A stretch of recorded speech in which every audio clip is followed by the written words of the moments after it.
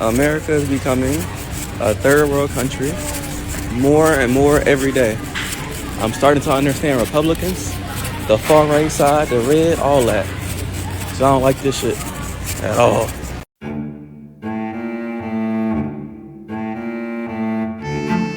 Ada satu istilah dipanggil American Dream.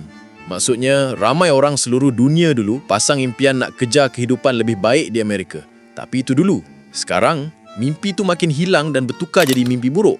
Ramai mak saleh sendiri dah mula persoalkan keadaan negara diorang. Diorang rasa Amerika dah tak seindah macam yang selalu dipromosikan selama ni. Learned that America is a third world country because of the rest of the world is so far in front of us in just about everything that I don't know where we have this false narrative that we're like the greatest country in the world, because we are definitely not, guys. Yeah, I'm sad to go back. There are so many countries out there that are leaps and bounds in front of us in technology, society, everything. We should probably start spending a lot more money on building our country rather than trying to save everybody else, because we're not that great, guys. I can tell you firsthand, we are not doing great. But yeah, unfortunately, that's all I got to say about that topic for now. But yeah, I think anybody that's, flown to any other major city in the world can kind of speak to that as well. Dari dulu lagi, negara Asia Tenggara selalu dianggap mundur dan ketinggalan. Ramai orang barat ingat kawasan ini penuh kemiskinan, tak selamat dan jauh dari moden.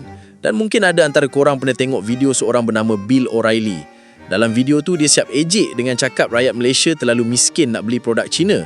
Malah sindir pasal makanan dan kuasa beli masyarakat. Tapi cuba tengok video tadi. Ramai rakyat Amerika sendiri sekarang cakap negara diorang dah mula jadi negara dunia ketiga yang sebenar. Menurut data, Amerika merupakan antara negara paling tak selamat di dunia dengan terlalu banyak kes tembakan rambang dan pemilikan senjata api. Dari segi makanan pula, banyak makanan dekat sana mengandungi gula tinggi, bahan pengawet dan bahan tambahan dalam jumlah besar. Malah ada beberapa negara yang larang import makanan dari sana sebab kualitinya dianggap kurang bagus. Dan kita juga boleh tengok betapa ramainya homeless dekat sana. Ditambah ramai rakyat tempatan yang stres dengan kos hari hidup yang makin tinggi. Semua ni buat ramai orang rasa kehidupan dekat Amerika sebenarnya tak lebih baik daripada negara kita, Malaysia. Lepas tu macam mana pula dengan negara kita? Ramai mak saleh sekarang justru puji kemajuan Malaysia. Banyak konten viral kat media sosial tunjuk reaksi pelancong barat masa pertama kali tengok Kuala Lumpur. Diorang terkejut tengok bandar yang moden, bersih dan penuh bangunan pencakar langit. Sistem pengangkutan pun tersusun, internet laju, pusat beli belah mewah ada merata-rata dan kehidupan masyarakat terasa selesa. Memang jauh berbeza dengan tanggapan negara dunia ketiga yang selama ni diorang percaya. Guys, I think I found the equivalent of blue water in Malaysia. Actually, this is just fucking mental. Alright, yeah. 1, 2, 3, 4, 5, 6 floors, and I'm pretty sure it goes down one more. That's one side. And then look at the state. Look, it just keeps going. More. And then look, it goes more down there. It's fucking crazy.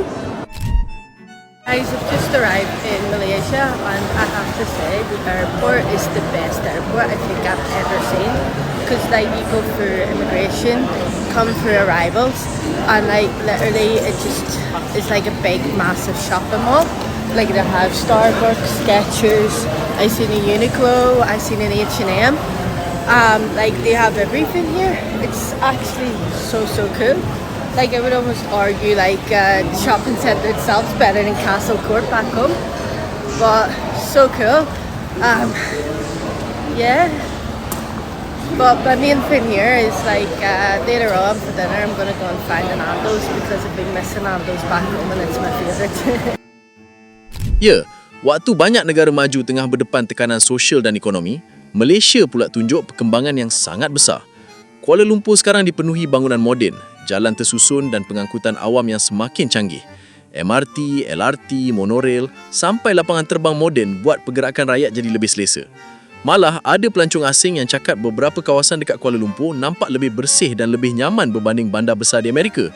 Fenomena ni menunjukkan dunia dah berubah dan Malaysia jadi salah satu contoh macam mana negara Asia Tenggara berjaya buktikan kemampuan dekat mata dunia. Sekarang, semakin ramai orang barat mula akui bahawa kemajuan tak semestinya datang dari barat.